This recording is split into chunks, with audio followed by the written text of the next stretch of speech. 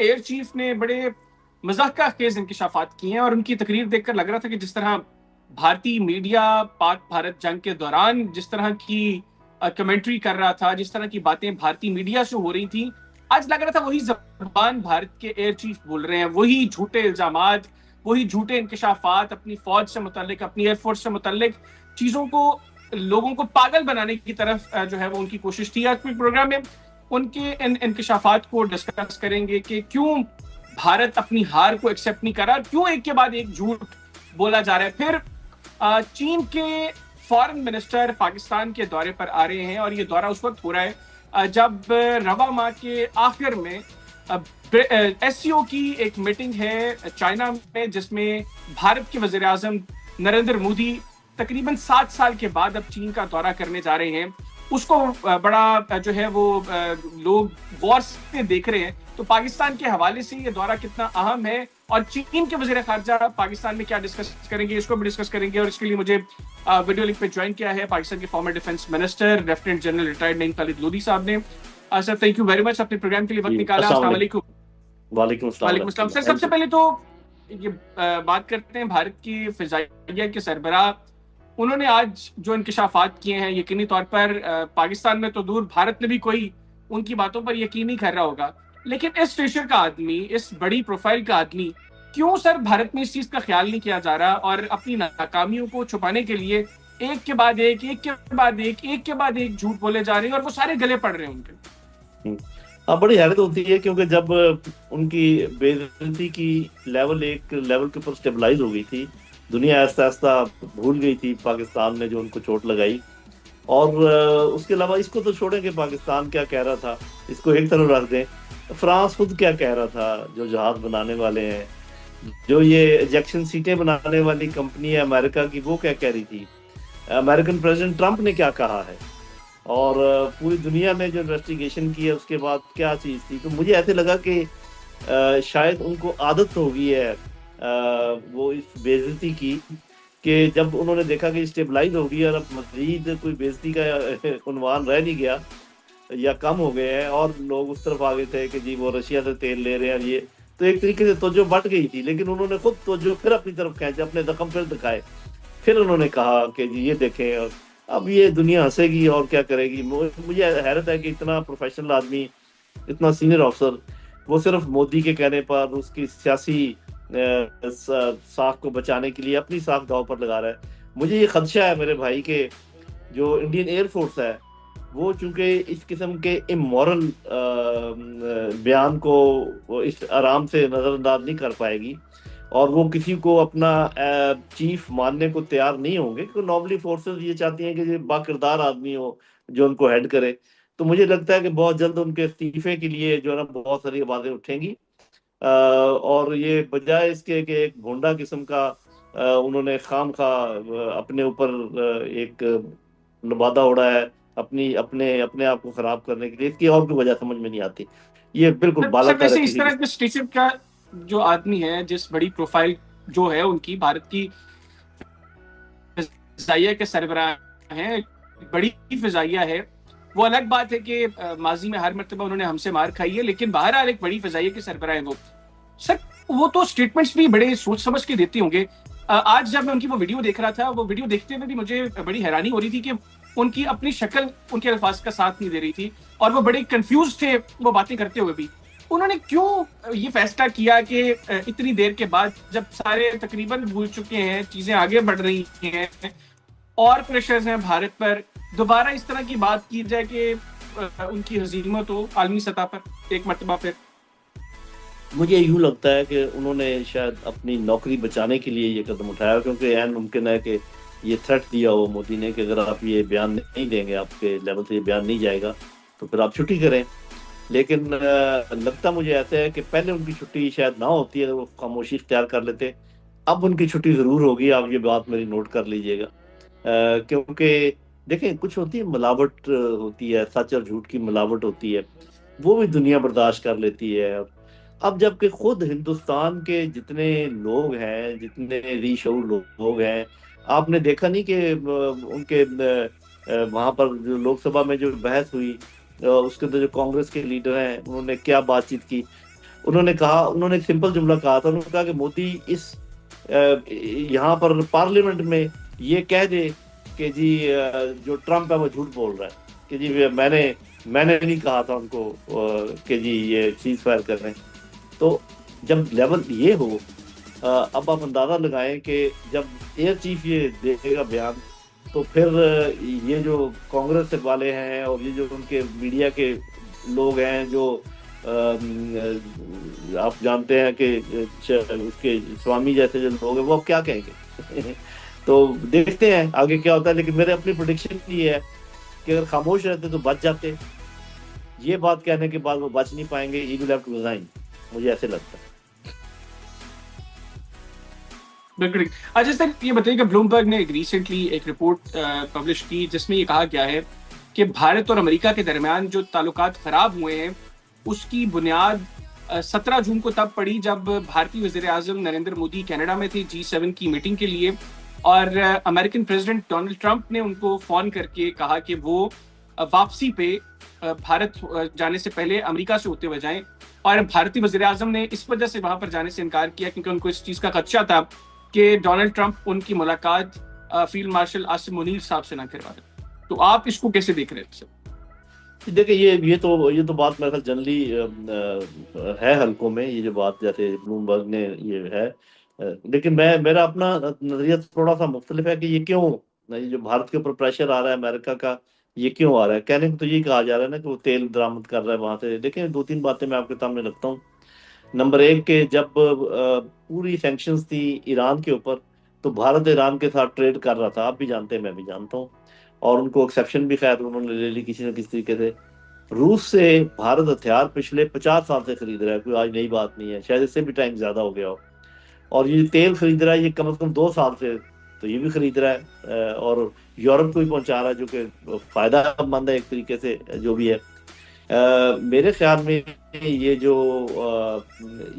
بات ہوئی ہے, جس پر ناراضگی ہوئی ہے ان کی, وہ مجھے یہ لگتا ہے کہ جو بھارت نے چین سے مار کھائی ہے اور پھر پاکستان سے مار کھائی ہے, انہوں نے یہ کہا کہ ارے بھائی تمہیں تو ہم نے کھڑا کیا تھا چین کے خلاف, تم تو پاکستان سے بھی پٹ گئے.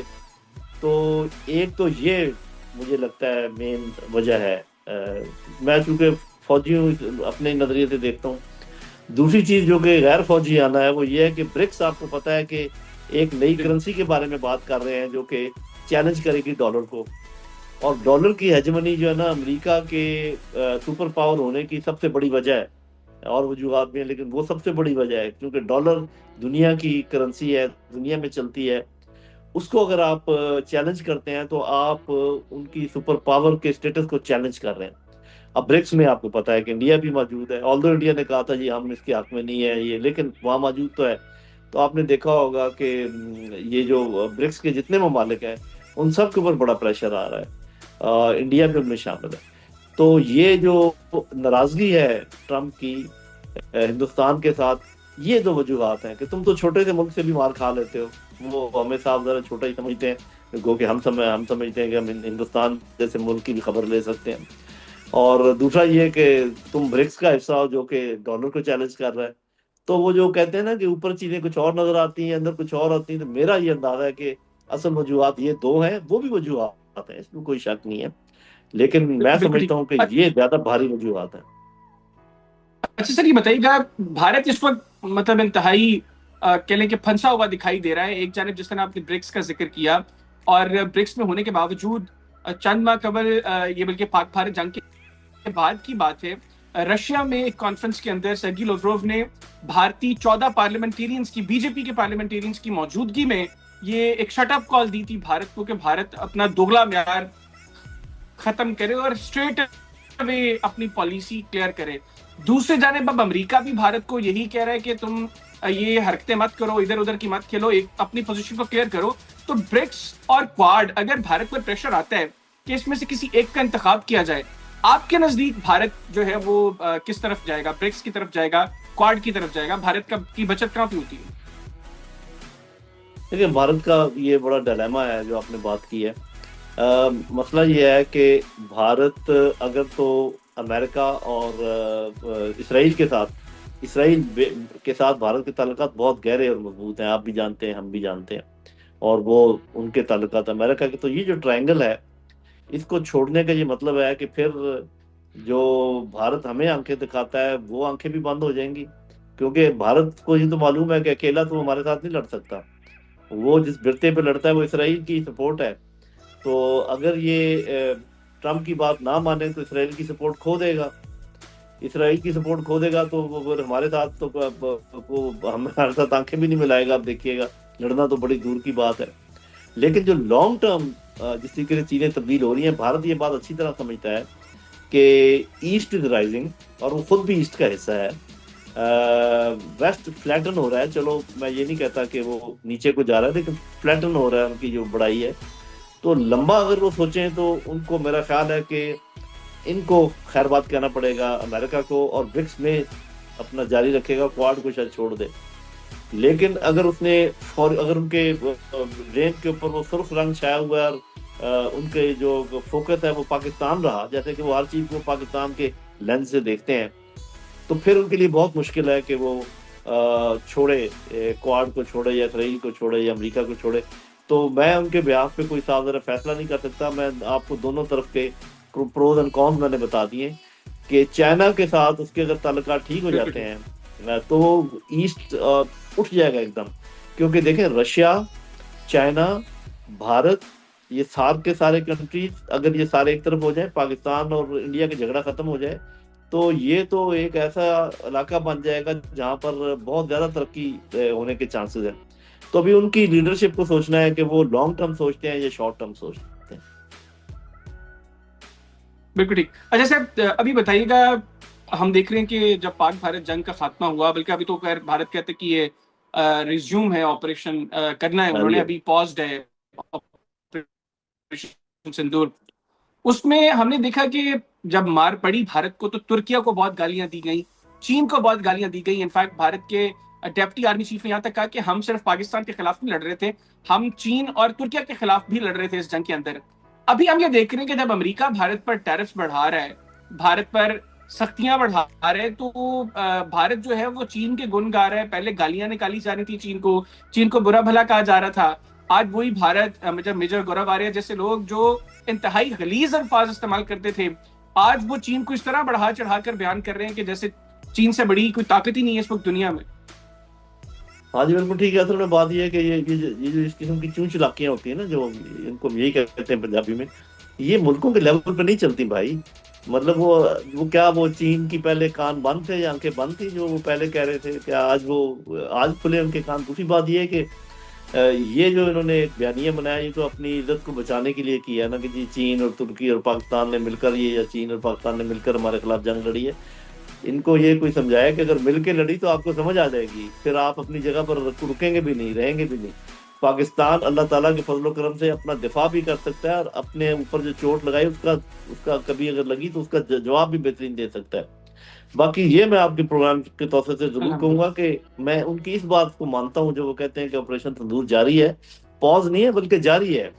جس طریقے سے ہمارا خون بہایا جا رہا ہے بلوچستان میں اور ایکس فاٹا میں اور یہ پختونخوا میں، یہ اس چیز کا غماز ہے کہ انہوں نے جب دیکھا کہ وہاں پر کنونشنل وار میں ہمارا سامنا نہیں کر سکتے تو انکنونشنل وار میں وہ ہمارا خون بہانے کی کوشش کر رہے ہیں، لیکن ان کو پتا ہونا چاہیے کہ پاکستان کے پاس یہ حق حاصل ہے، پاکستان کو جب مرضی، جہاں مرضی، جیسے مرضی ان کا جواب دے، اور جب ہمارا جواب آئے گا تو پہلے بھی آپ کو یاد ہے ISPR نے کہا تھا کہ جب ہمارا جواب آئے گا تو دنیا دیکھے گی، تو آج میں بتا رہا ہوں، انہی کے الفاظ دہرا رہا ہوں کہ جب ہمارا جواب آئے گا تو پھر دنیا دیکھے گی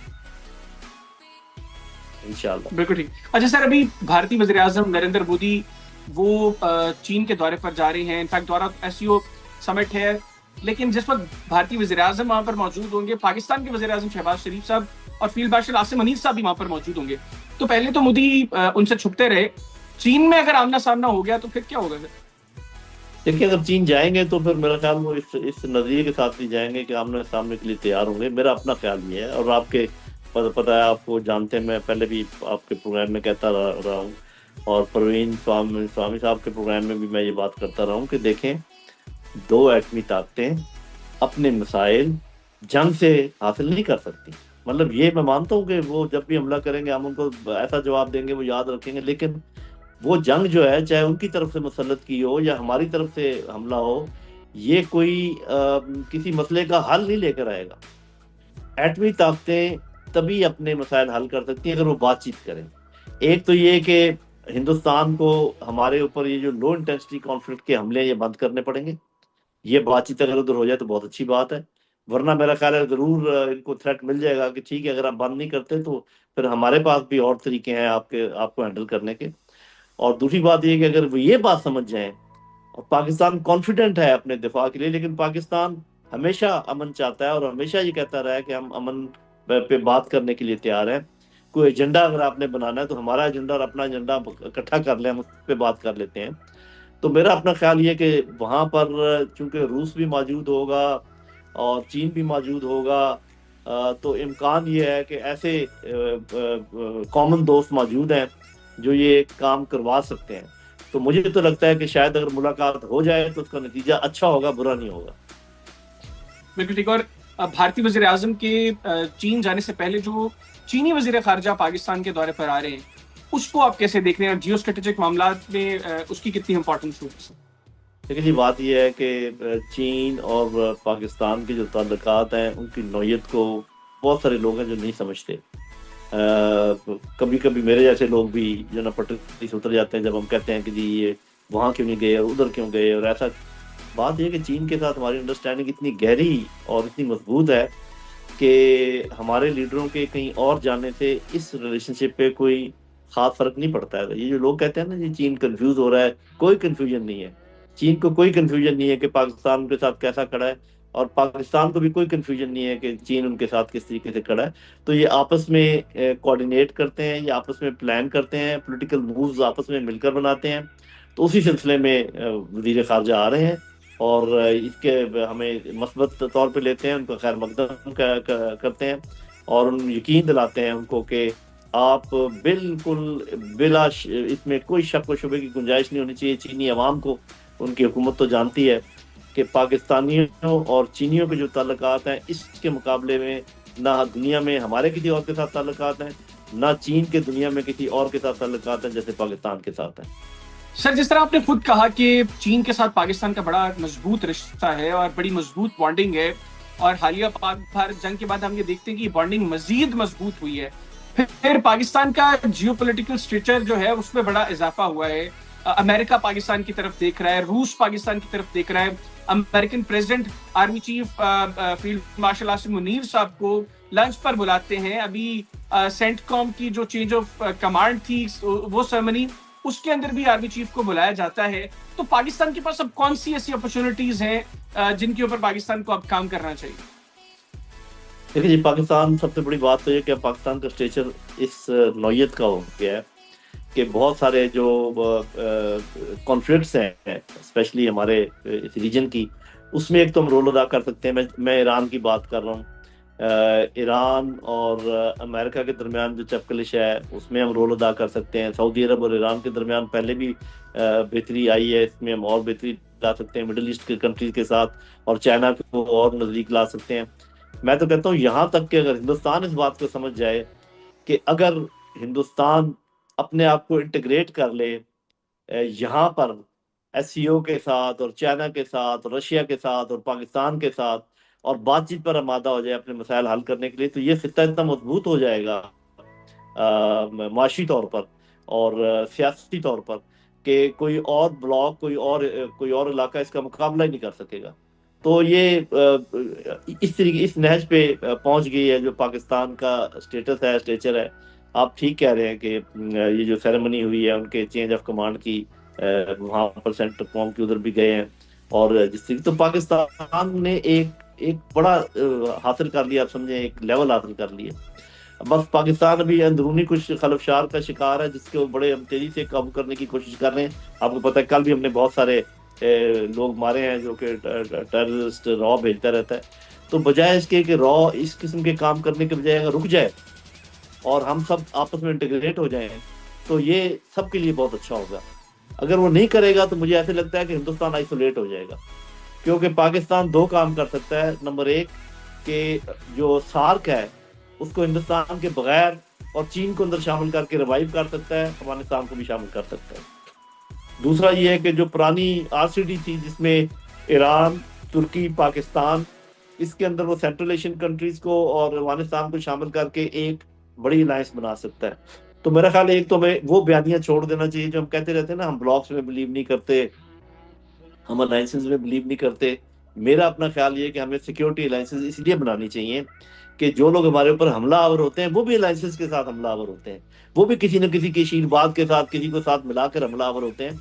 تو ہمیں بھی یہ حق حاصل ہے کہ ہم اپنے دفاع کے لیے, اپنی سیکیورٹی کے لیے لوگوں کے ساتھ معاہدے کریں. سیکیورٹی کے معاہدے میں کہہ رہا ہوں, میں ملٹری معاہدے نہیں کہہ رہا, اس میں تھوڑا سا فرق ہوتا ہے. تو میرا خیال معاشی معاہدے ہمیں کرنے چاہیے, سیاسی معاہدے ہمیں کرنے چاہیے, سیکیورٹی کے معاہدے ہمیں کرنے چاہیے, تاکہ یہ پورا علاقہ جو ہے کنسالیڈیٹ ہو جائے. اگر ہندوستان اندر شامل ہوتا ہے تو بہت اچھی بات ہے, اگر نہیں شامل ہوتا ہے تو نہ ہو. یہ خطہ اس کے بغیر بھی آگے چل سکتا ہے, لیکن ہندوستان کو اسٹمبلنگ بلاک نہ بننے دیں. اس کی وجہ سے اس سارے خطے کو جو ہے نا مصیبت میں نہیں ڈالنا چاہیے. کسی بھی اس کے اپنے پڑوسی کے ساتھ نہیں بنتی, تو ہم اپنے ان کے ساتھ تمام پڑوسیوں کو ملا لیتے ہیں, چین کو شامل کرتے ہیں, سارک کو ری انٹیگریٹ کرتے ہیں, تازہ کرتے ہیں, RCD کو تازہ کرتے ہیں.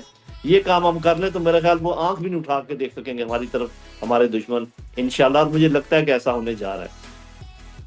بالکل ٹھیک سر, تھینک یو ویری مچ, آپ نے پروگرام کے لیے وقت نکالا. ناظرین, جنرل خالد دودھی صاحب ہمارے ساتھ موجود تھے, گفتگو کی آپ نے سنی. آج کے پروگرام سے مجھے اجازت دیجیے, اللہ حافظ.